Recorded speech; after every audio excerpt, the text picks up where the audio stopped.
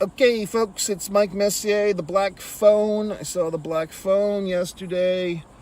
This is a Mike Messier's Instant Mike Messier movie reviews. I review movies shortly after I see them, normally right after I see them. But last night, The Black Phone was such an emotionally exhausting experience in some ways. Very intense film, scary. Ethan Hawke, give him credit. Ethan Hawke doing probably the scariest character I've seen in a major motion picture since Joaquin Phoenix as the Joker. Some similarities there, but this is a real creep of a character, and Ethan Hawke normally plays a good guy. Not always, but most of the time. And I've actually met Ethan Hawke once upon a time. I don't know if he remembers, but I did meet him briefly. Nice guy, from what I remember.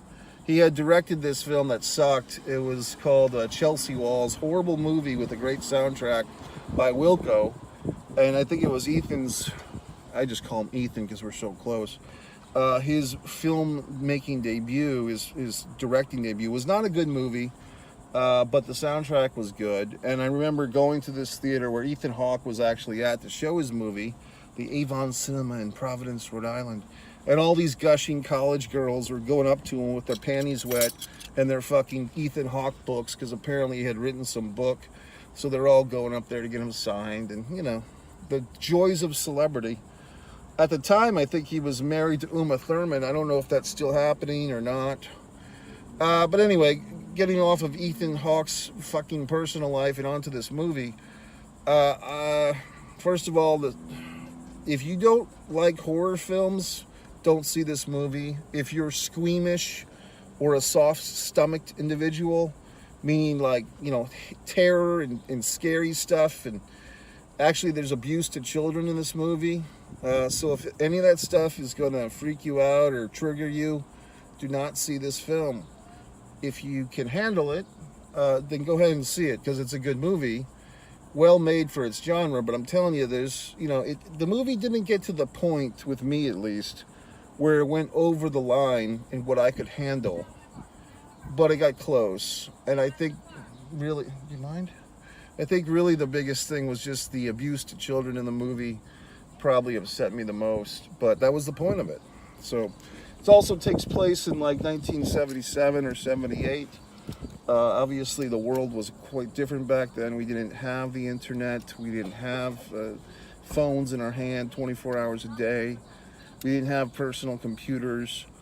They actually show, I think they illustrate pretty well how kids spent their time back then. They're talking about Happy Days. They're talking about Potsy and Richie Cunningham and Joey Buttafuoco. And they're just, not Joey Buttafuoco, the other guy. The guy from the TV, Johnny Partridge or whatever the fuck. It's a kid blowing up a rocket, you know, making a homemade rocket. And so the point is, like, and a lot of street fights in this movie too. Like, a lot of the kids in this movie are beating the crap out of each other. A lot of fights in this hypothetical or this fictional world amongst these children.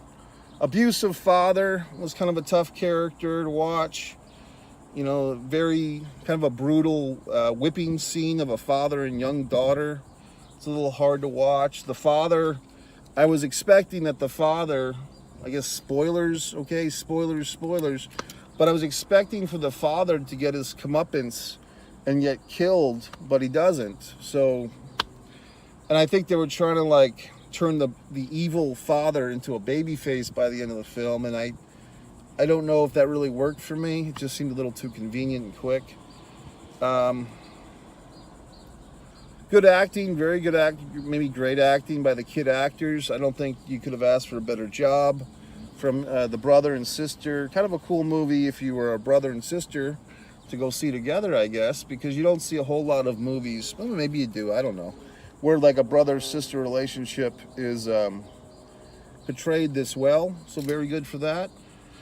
If you remember movies like the original It or the remakes of It in the last 10 years, you know, with kids and terror, it's always a fine line. There was another movie that had like kids as the victim of horror. I'm trying to think of what that was. Another movie, you know, but it was good. I mean, it was definitely scary. It was definitely edgy. I don't know if there's any great moral fucking thing for this movie, like any cutting edge lesson. You know, like a couple of years ago, maybe 5 or 6, Get Out was the big hot thing, the horror movie Get Out. And in that movie, you know, everybody had a fucking opinion and everybody was so rocked and riveted and, oh my God, what a conversational point. I don't know if this movie really does that. I don't think it does. There's really no controversy in this movie other than, you know, I think some people might be offended that children are the victim of violence. But once again, that's the point. It's not that you're cheering for that to happen. The movie did do a good job of making you cheer for the good guy and boo for the bad guy. That's for sure. Not a lot of movies do that. Oh, Freddy Krueger, for Christ's sake. That's who I was trying to remember, the Nightmare on Elm Street films. Robert Englund, of course, is Freddy Krueger. And, you know, after a couple of movies, you started cheering on Robert Englund, or you started cheering on Freddy Krueger. Like, go kill those high school kids. They deserve it. But in the first couple of movies, you don't feel that way. Now, I don't think The Black Phone needs any sequels. That would be kind of... I don't think they should do that, nor do they need to. I guess they could do like a prequel, because the story kind of picks up like halfway through the whole deal. But once again, they did a really good job with the soundtrack. 70s music is always a good listen. The costume designer, whoever that was, did a good job with, like, you know, having the bell bottoms, but not over the top. And a lot of people in this movie have long hair, as the custom was in the 70s. So I thought like all that stuff was good. You know what I mean? I thought like they did a good job with a lot of crap. What else can I say? And this is kind of interesting. I went to see it kind of like an advanced screening, and there was actually a woman assigned, like she was wearing a suit and everything, and she was checking everybody's phone when you came in. And I thought she was just like checking my ticket, because I had my ticket on my phone. Well, in fact, she was making sure that you turn your fucking phone off, because this was such a special advanced screening. They did not want anyone to ruin it by videotaping the movie.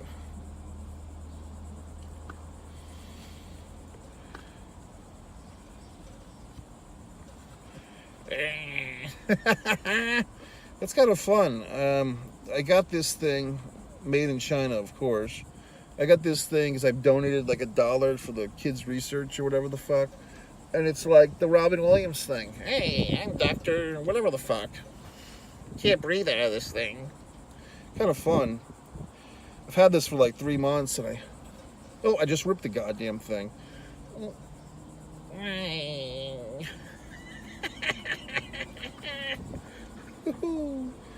Oh boy, what a dick in the ass. Okay, so the movie's good. I enjoyed it. But you know what? It's a dark movie. Like I said, if you don't like horror, don't see it. If you do like horror, go see it. It's a genre film. So if this is your genre, go see it. If not, don't. Subscribe to Mike Messier YouTube channel, blah, blah, blah. Like, share, all that crap.